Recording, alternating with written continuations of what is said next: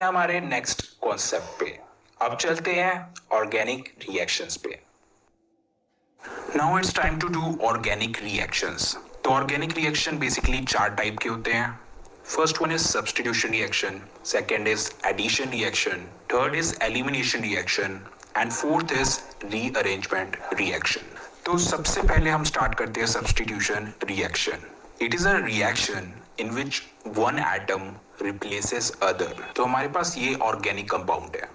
अब हम इसमें अटैकिंग रिएजेंट डालेंगे and this attacking reagent will replace an atom from this compound. So consequently ये वाला एटम कंपाउंड को छोड़ देगा और न्यू वाला एटम इस कंपाउंड पे आ जाएगा। So we will get this compound. So this is a simple substitution reaction. अब सब्स्टिट्यूशन रिएक्शन भी तीन टाइप के होते हैं। एक होता है इलेक्ट्रोफिलिक, एक होता है न्यूक्लियोफिलिक और तीसरा free radical substitution reaction. So let's do each of them one by one. तो सबसे पहले आता है nucleophilic substitution reaction.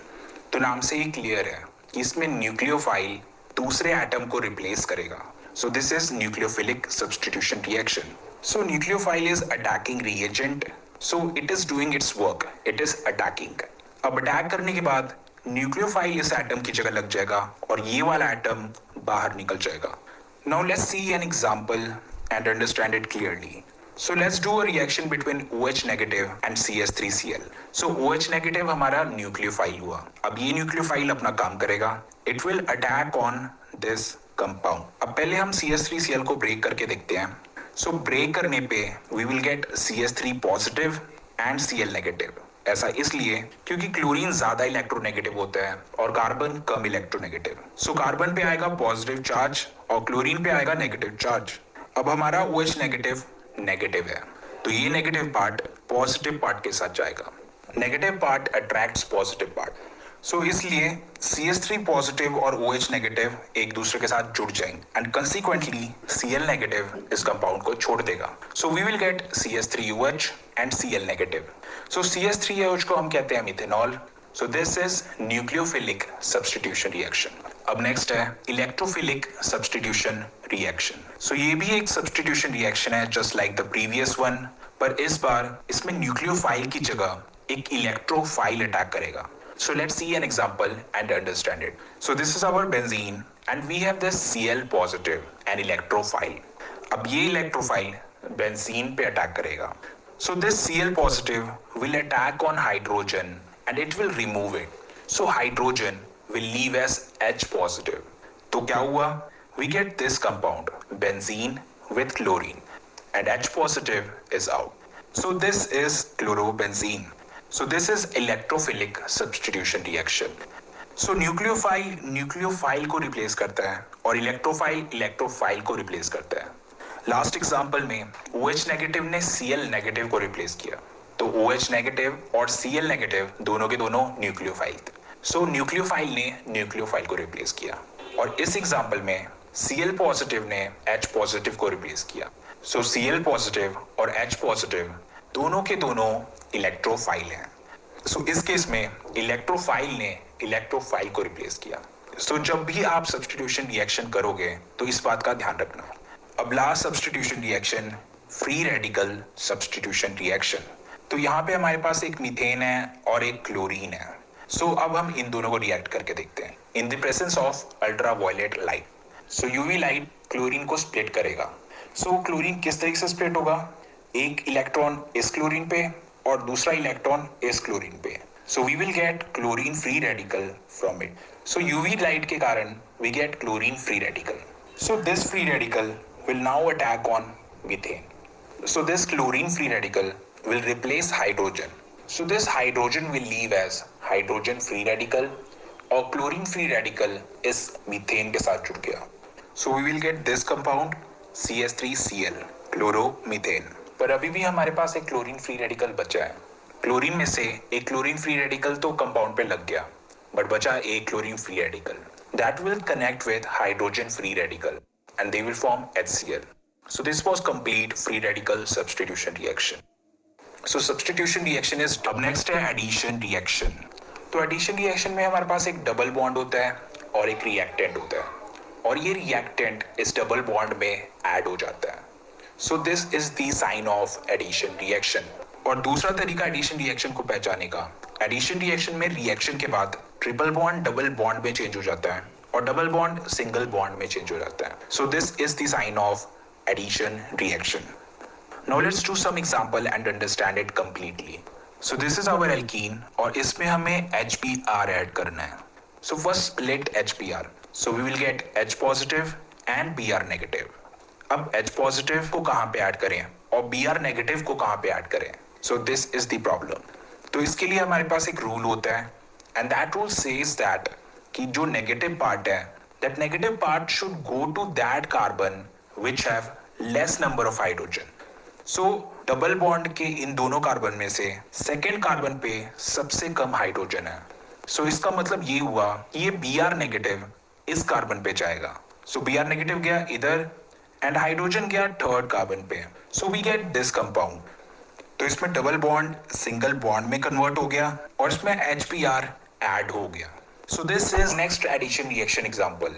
Again same reaction, propene and HBr, तो इन दोनों को रिएक्ट कराना है। पर इस बार डिफरेंट ये है कि इसमें हमें पेरोक्साइड डालना है और पेरोक्साइड डालने के कारण इसमें सब कुछ उल्टा हो जाएगा। लास्ट टाइम Br नेगेटिव उस कार्बन पे गया था जिस पे हाइड्रोजन कम है, इस बार Br नेगेटिव उस कार्बन पे जाएगा जिस पे हाइड्रोजन ज्यादा है।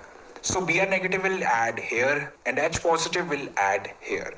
सो finally we will get this compound. So this is completely opposite of what happened last time.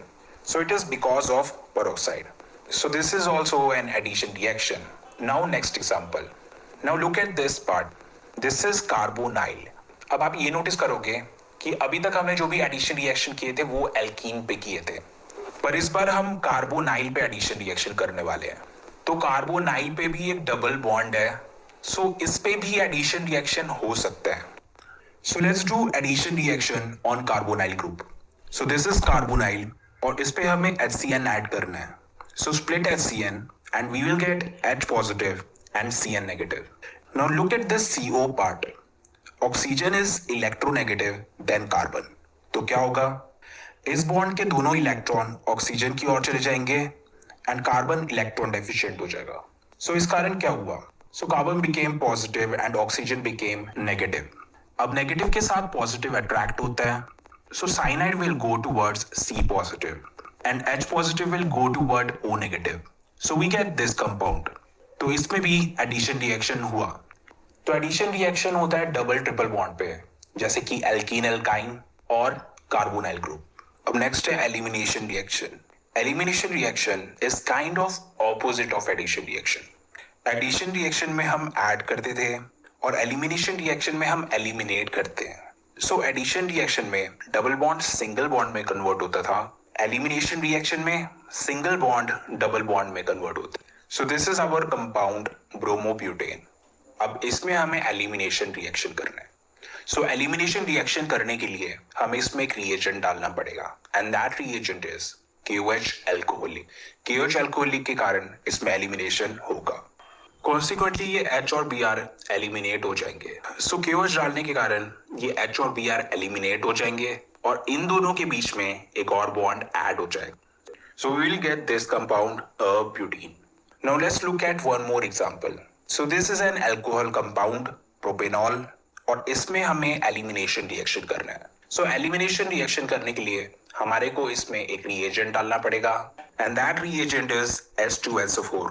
So H2SO4 डालने के कारण ये H और OH कंपाउंड से निकल जाएगा। So consequently, there will be one more bond here.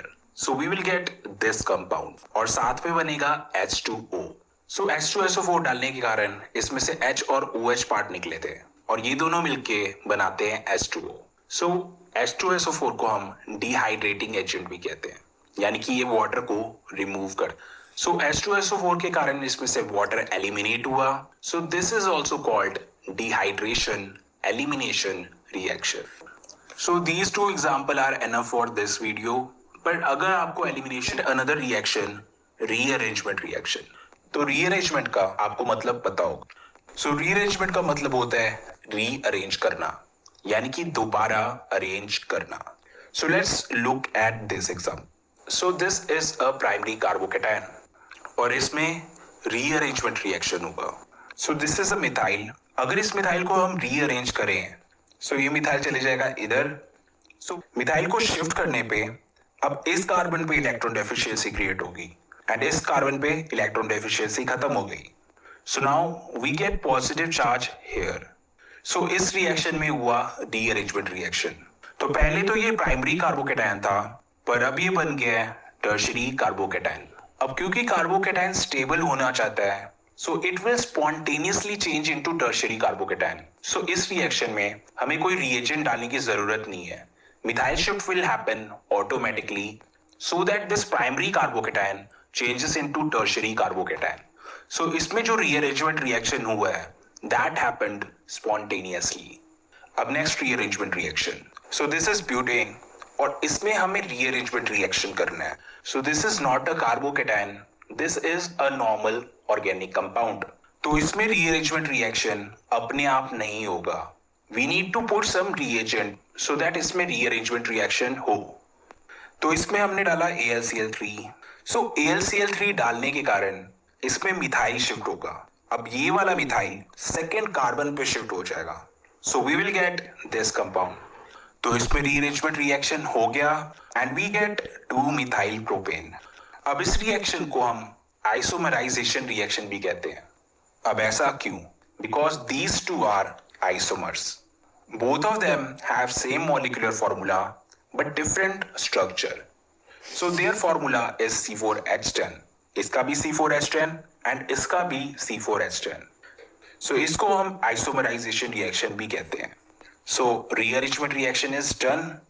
So we have done all of the organic reactions completely. So जितने भी organic chemistry में आपको reactions मिलेंगे वो इन्हीं चारों में से कोई एक होंगे.